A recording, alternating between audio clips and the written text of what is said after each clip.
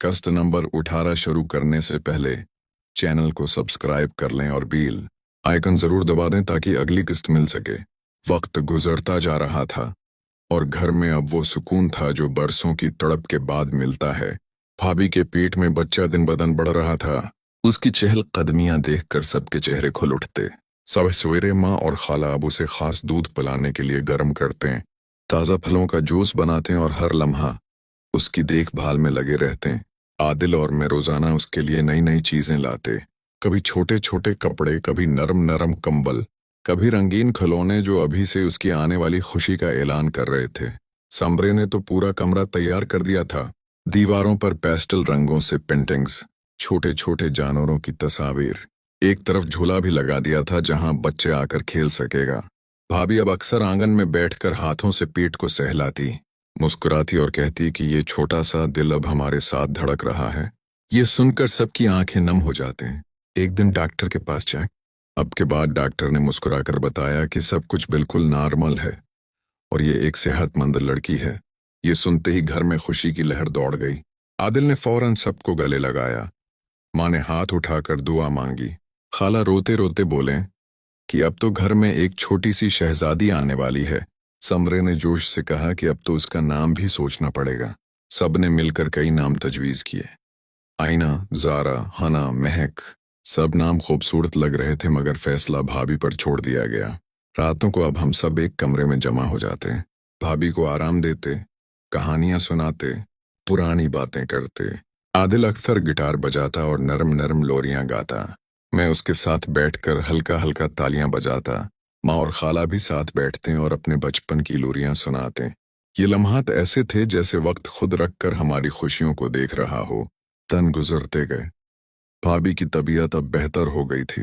वो हल्की फल्की चहलकदमी भी करने लगी थी। हम सब मिलकर उसे पार्क ले जाते, वहां ताज़ा हवा में सांस लेते, फूलों की खुशबू सूंघते, बच्चों की हंसियां सुनते और सोचते कि जल्द ही हमारा बच्चा भी उनके साथ खेलेगा। एक शाम जब हम सब आंगन में बैठे थे तो भाभी ने अचानक कहा कि मुझे लगता है अब वक्त करीब आ रहा है। सब घबरा गए मगर खुशी से फौरन अस्पताल का बंदोबस्त किया गया। बैग तैयार किए गए। आदिल और मैं कार तैयार करके खड़े हो गए। माँ और खाला दुआएं मांग रही थीं। समरे भाभी का हाथ थामे बैठी थी। रात के 11:30 बजे अस्पताल पहुंचे। डॉक्टर ने चेक किया और कहा कि लीवर शुरू हो गई है। हम सब इंतजार के कमरे में बैठे, दिल धड़कते रहे। आदिल मेरे कंधे पर सिर रख कर बैठा था। मैं उसके सर पर हाथ फेरता रहा। माँ तस्बीह पढ़ रही थी। खाला आंखें बंद करके दुआ मांग रही थी। तकरीबन 3 घंटे बाद डॉक्टर बाहर आया और मुस्कुरा कर बोला कि मुबारक हो, एक खूबसूरत सी सेहतमंद लड़की पैदा हुई है। माँ और बच्ची दोनों खैरियत से हैं। ये सुनकर सब खुशी से पागल हो गए। गले मिलते, रोते, हंसते, एक दूसरे को मुबारकबाद देते। जब हम सबको बच्चे के पास ले गए तो वो छोटी सी गुलाबी गुलाब जैसी थी, आंखें बंद किए सो रही थी। भाभी थकी मगर खुश थी। उसने हल्के से मुस्कुरा कर कहा कि ये हमारी आईना है।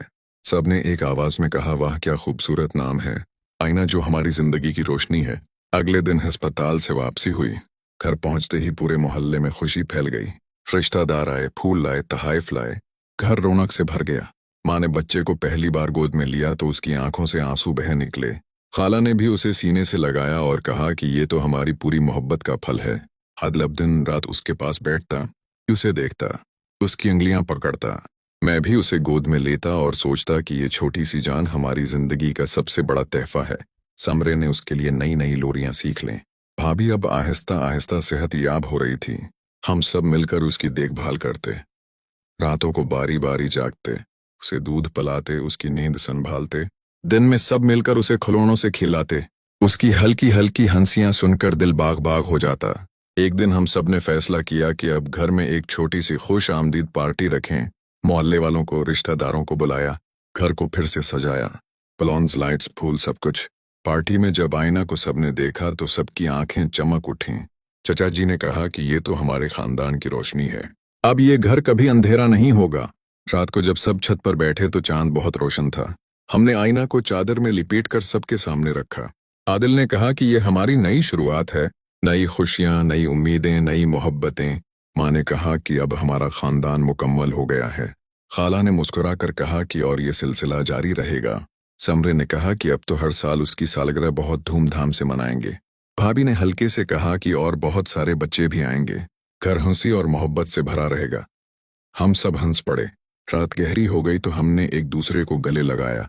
दिल में ये यकीन था कि ये खुशी कभी खत्म नहीं होगी। अब घर में छोटी छोटी आवाजें गूंजने लगे, रोने की, हंसने की, खेलने की। ये आवाजें हमारी जिंदगी का सबसे खूबसूरत मौसीकी थीं। हर सुबह अब नई उम्मीद के साथ शुरू होती, हर शाम मोहब्बत से भरी होती। हम सब मिलकर आईना की परवरिश करते, उसे मोहब्बत देते, उसे सिखाते और सोचते कि ये छोटी सी जान एक दिन हमारे खानदान की सबसे बड़ी ताकत बनेगी। ये सफर अब और भी खूबसूरत हो गया था।